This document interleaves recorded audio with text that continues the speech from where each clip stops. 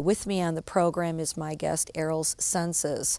And I've been looking forward to this show because Erol is actually a Turkish man. And I recently had the opportunity with my husband to travel to the country of Turkey, and we spent about 13 days there and had an opportunity to walk the land where the 7 churches in the book of Revelation are. And Turkey is about 98% Islamic, and even though it is a 98% Islamic population, and even though it has more mosques than all of the Islamic world put together, it's actually a very secular society. But Erol is going to talk to us and share with us his story of when he came here many years ago, actually, and talk to us about his Islamic background. Erol, thanks for being with us. Thank you, Barbara. Indeed, I was born in Istanbul, Turkey. However, I don't recall much of it because I was very young when my parents brought me here to America, in fact, right here to Chicago. It's about a year and a half old, and my parents continued to raise me as a Muslim, teaching me that Islam taught that Jesus Christ was not the Son of God, but rather he was just a prophet, and anyone who would profess him as Lord was in danger of the unforgivable sin of blasphemy against Allah. My parents were also very strict with discipline. Any wrongdoing was preceded by a beating, and this happened almost on a daily basis. So as I grew up to be a young teenager, there was a particular incident where my dad had sent me out to get a piece of lumber. And when I brought the wrong type of wood home, he proceeded to try to beat me with it.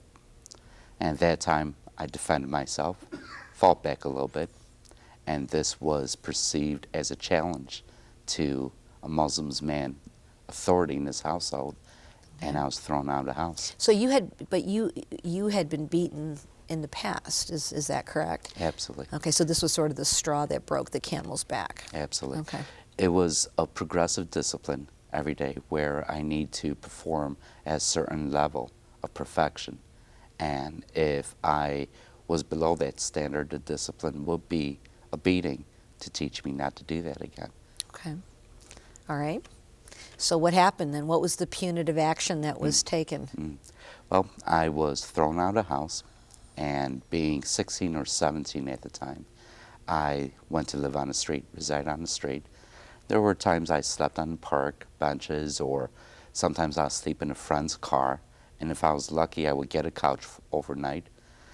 But I turned to drugs and alcohol, and to women, to gratify myself, and maybe to ease the pain a little bit of feeling so put out, so rejected, so much as a underachiever. And I began to spiral downward to such a point that the man who was dealing drugs to me was an ex-Marine. And when he saw the condition I was in, he said to me, "You're going to die, and you need to stop. And the best way to stop is to join the military." So at that point, I stopped the drugs, even though I was drinking excessively, and enlisted with the U.S. Navy. How long were you living on the street? It was about a year and a half Okay. that I was on the street. Okay, and did you have any contact with your family at all during that time? None whatsoever. And did they ever try to find you or make contact with you? No, not at that time. Okay.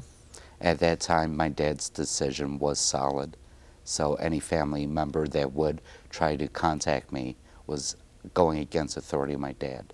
Okay. So that would put them in a bad position. Okay. So after I joined the Navy, I was stationed in New Jersey. And being on the ship, it was quite lonely. I recall being out on long deployments. The other sailors would get letters from home, and I would not. And then we would return to port, and everyone was excited. And their loved ones and family members were waiting for them on the pier. And there was no one waiting for me. I would sleep in the same bunk on the same ship as I slept in when I was out at sea. So at that point, I started seeking someone. And the first woman I ran across who showed an interest in me, I decided to make my wife. And in retrospect, I see that any person could have been in that role. I just want someone to write letters and greet me at the port. Because there was a void in your life. Absolutely. But she couldn't fill the void. And my selfish desires weren't satisfied. So I sought to satisfy those desires in the arms of a different woman. And this led to me filing a divorce. And once we separated, I moved with this woman to Albuquerque, New Mexico. Okay. How old were you at that time? At that time, I must have been in my early 20s. Okay. All right. So living in Albuquerque, the pay rate really is not substantial to the cost of living. And we ran into some serious financial hardships. And at this time, she was frustrated, and she decided to leave me, Okay. which plunged me into deep depression. And again, my anchor was the drugs and alcohol to numb the pain and also fill the void inside of me. So here you are, you're in your early 20s. You've already been rejected from your home. You had been involved with someone that you married and divorced, and then was involved with another woman who now was abandoning you. True. Okay, so this is all happening within like less than 10 years. Less than about 5-year About period. 5-year period. Wow. And so all right, so you kind of fall into depression then. Sure, sure. And it's not just some light depression here, it's really serious. Yeah, it's serious depression to the point where, the drug abuse progressed to more heavier narcotics, and cocaine became my choice of drug. Okay. And I used it in a progressive amount, which meant more and more every day, because the numbing effect no longer subsided the pain, Yes. no longer numbed me to the pain. Right. And cocaine's an expensive habit. And I think at my peak, I was probably purchasing and using about $100 a day. Wow. And I stopped paying my bills to buy the cocaine. And I started stealing from my employer because although I wasn't making any payments, I still could not afford my habit. Who was in your life at that time? At that time, I was alone besides the people that did drugs with me. Okay. So that was the only companionship I had, were the ones that would either deal the drugs to me or would do the drugs with me. And again, the main focus of our friendship were the drugs. Sure. Once the drugs were absent, we had no interest with, partaking Okay. with one another whatsoever. Okay. So on a particular day, a audit was performed at work, and my theft was found out. And I was called into my boss's office. I was terminated. My boss had good enough heart to give me my last paycheck, which totaled about $800. And I drove home, and I parked my car behind a dumpster because my car was up for repossession. So I would hide it behind a dumpster so it wouldn't be towed away. I guess it's smart, I guess. But before you go on from there, though, you talk about depression and you talk about sort of being alone. Can you share, like, what was going on in your mind at that time?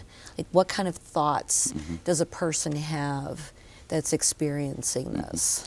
Well, Barbara, because I was addicted to drugs, my main goal every morning was to get high. So I would use the drugs to be able to go to work. And once the effect wore off, the depression would sink in. Lack of energy, lack of any type of initiative. So I would go to drugs again during lunchtime.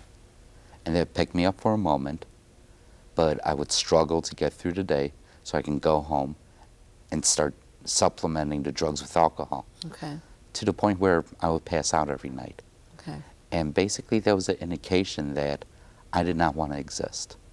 I wanted to be in a world other than a world that I was Okay. in. So it's like living in oblivion. It's just like nothing, Sure. right? You Absolutely. just get up every day and numb yourself and try to make it through and try to function and Okay. But even the numbing effects really did not get me to a place I wanted to be in.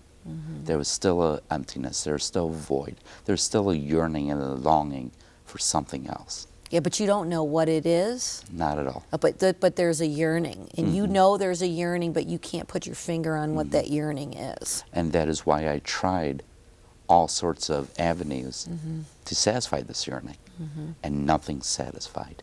Okay. So on this particular day, after I hid my car behind a dumpster, I walked up to my apartment, and there was a big, bright yellow notice, and it was an eviction notice. Oh. And told me that I had 5 days to leave the apartment. Wow. And Was there any area that was untouched? No, not at all. Everything completely crumbled down. Wow. And, you know, deja vu, I was homeless again. But this time it was a lot worse because I need to maintain my habit. Because without the habit, I could not go on day by day. Couldn't maintain your existence. No. So having no one around, having no future, nothing to look forward to, I decided a miserable life that I was living was no longer worth living. And I decided to commit suicide. So you just decide that, like you just come to a place where you just decide that your life just has no value, has no purpose, and is there any fear, or what gets you to that place where you could make that final decision of, like, I'm just going to take my life? Actually, what I felt, scary enough, was relief. Because every day was a struggle. Okay. Every day was a burden. Okay. Every day I was weary.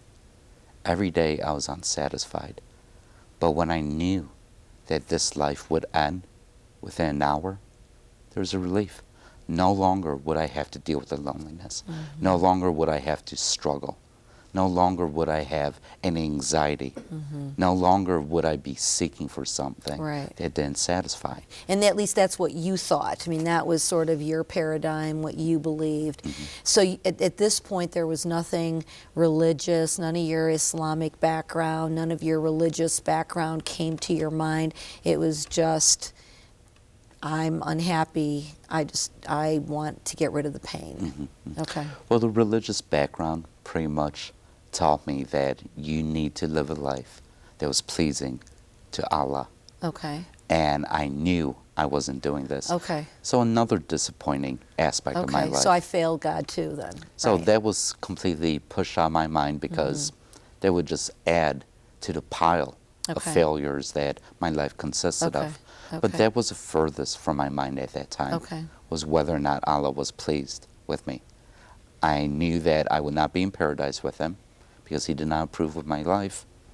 But I believed in a soul sleep type of a death where it would just end and there'd be blackness and nothing else. So I believe that's why I felt that peace, that relief, that it would just stop. The tape would end. There was nothing further, nothing beyond. Yeah. Which you know now is a deception, but at that time you didn't. So what happened? You obviously didn't take your life because you're here, thank God. Well, thank God indeed. Yeah. I called my drug dealer, and like I had shared, my employer gave me $800, which just happened to be enough for an eighth of an ounce of cocaine. So you were buying it and doing it, but you weren't selling it. No, not selling it at all. It was all I personal called my drug dealer. Right, I was just trying to get an understanding of that. Okay. Right. He was my supplier. He was your supplier. Okay. So he was very familiar with me. So when I called and asked him, I guess he made his profit margin, for that month. $800 of cocaine is a hefty sum. Sure. And my intention was to use it all at once, and that would practically blow my heart right on my chest. And I thought, what a great way to die. Wow. Die while you're high into cocaine. Well, it's difficult for me to comprehend that. So cocaine is something that you snort, or right? Is that the only way that you can take that in? So you were going to snort $800 worth of cocaine in one shot. Yes.